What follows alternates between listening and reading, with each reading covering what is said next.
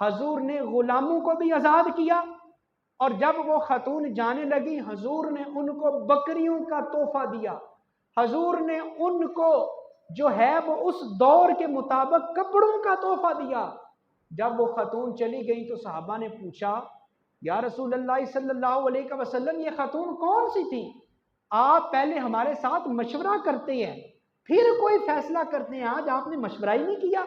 हजूर आपका हुक्म हमारे सर आंखों के ऊपर, मगर बताएं तो सही ये खतून थी कौन जिनकी इतनी इज्जत की आपने, इतनी कदर की आपने? हजूर ने फरमाया, ये खतून कोई आम नहीं थी, ये मेरी रजाई बहन शीमा थी, जो बचपन में मुझे खिलाया करती थी, जो बचपन में मुझे उठाया करती थी, जो बचपन में मेरे साथ लाड किया करती थी, जिसने बचपन में मेरे साथ परवरिश की है। तो ये बहन मुझसे कुछ मांगने के लिए